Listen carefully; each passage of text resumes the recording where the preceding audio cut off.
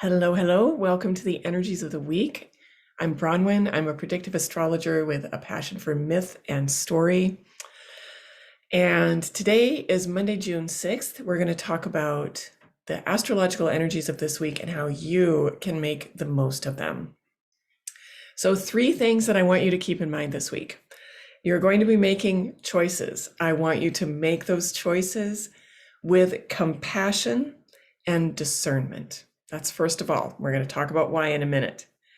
Secondly, I want you to be honoring your own truth, your own feelings, and your own perceptions this week as we navigate some emotional ups and downs. Last of all, I'm going to ask you to be really clear-eyed and truthful with yourself about what you see. There's going to be some revelations this week, inwardly or perhaps outwardly. And the more clear and calm and truthful with ourselves that we can be when those things come up, the more easily we're going to navigate the waters of the week. Okay. So compassionate and discerning choices, honoring our own truth, feelings, and perceptions, and being clear-eyed in seeing what there is to see. So why do I say this? Well, first of all, let's look at the moon, because the moon helps us to navigate the energies by bringing them home to our heart, to our emotions, to our bodies. So if we look at the moon first, we can get a clear understanding of the emotional journey of the week and how the transits are going to land for us in our nervous systems, in our hearts and minds. So this week, the moon is moving through the signs of Virgo, Libra, and Scorpio. So she's going to take us on this little emotional journey. The first part of the journey is going to be looking for the devil in the details and making some clear choices based on our wonderful Virgoan discernment. In the middle of the week, when she goes into Libra, she's going to be asking us to think about our boundaries and our relationality. And she's going to be preparing us for the deep emotions and truths that come later in the week, the end of the week when the moon moves into Scorpio. So the journey with the moon is first choices and discernment, then boundaries and relationality, and finally a deep dive into emotional and psychological work and truths. And this is echoed by some of the other transits that we're going to be experiencing this week. One thing that I want to highlight is that there are all kinds of planets transiting the degree of 16 this week. We have Pallas Athena, we have Venus, we have Uranus, we have Juno, we have Chiron, and the sun and moon all will be transiting that degree of one sign or another. So if you know your chart, you can look for any placements, planets or points that you have at 16 degrees, and you will know that those places in your life, those places in your heart are really going to wake up this week, and they will be asked to look at a lot of things and make a lot of choices.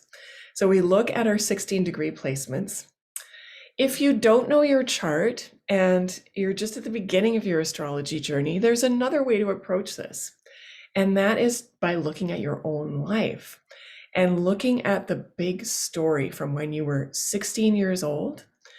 And then again, when you were 46 years old, if you've been 46 years old already.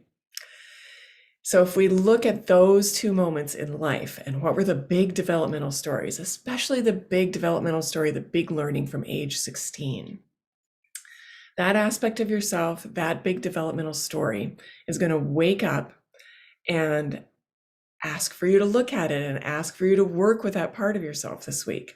So that's another way to look at things if you don't happen to know your own chart that well, or if you're just, as I said at the beginning of your astrology journey.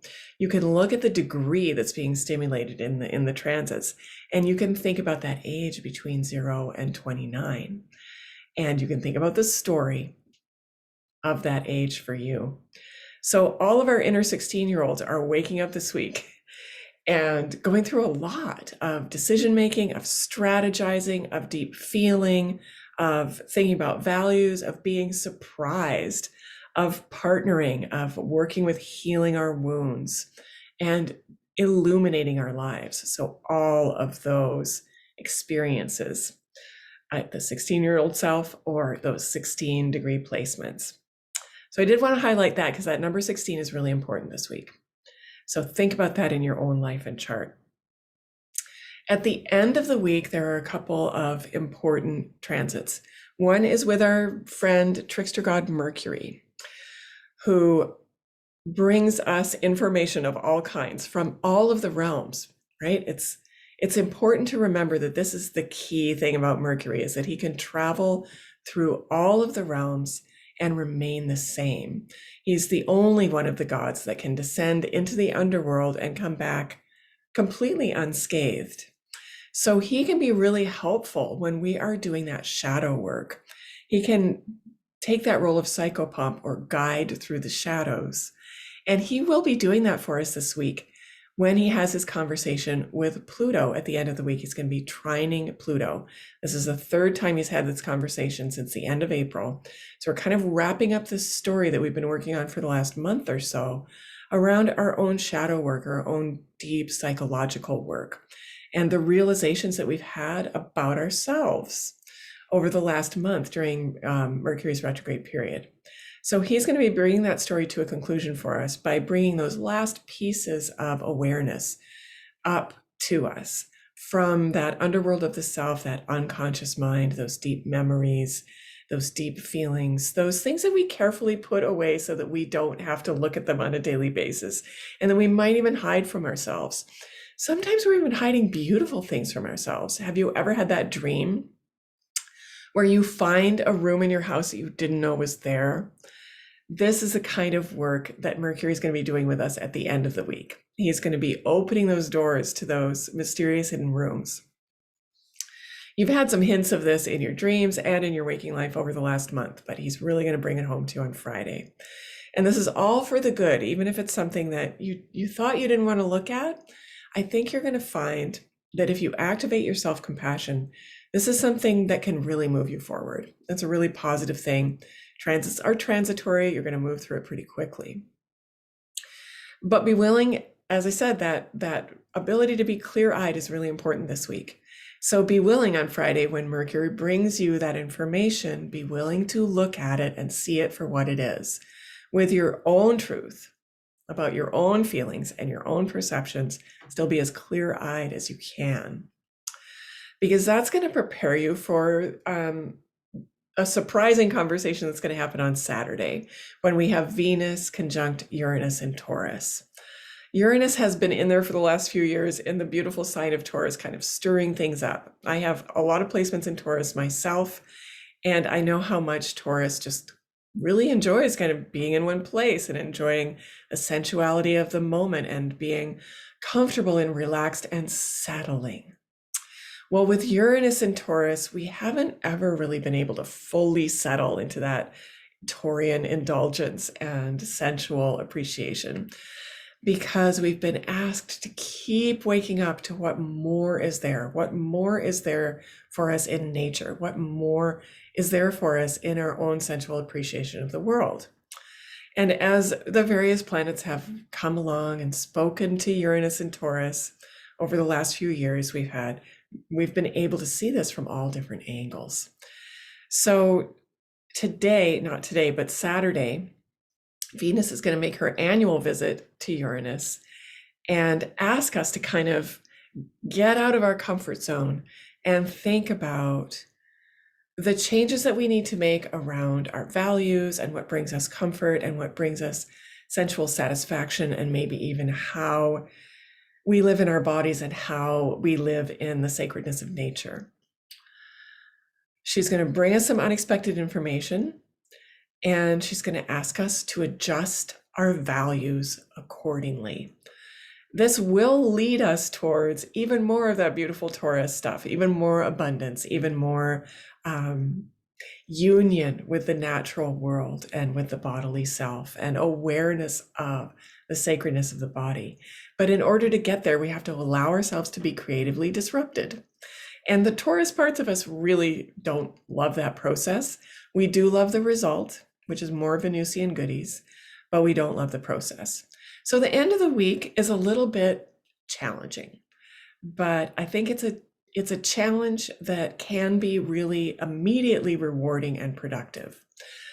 So to close, I just want to give you again my 3 ideas of how you can navigate this week to the best advantage.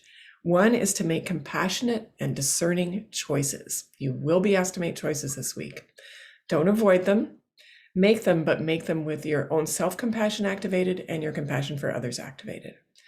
And your discernment. Don't let that compassion override the discernment or vice versa. We're talking Virgo Pisces axis, right?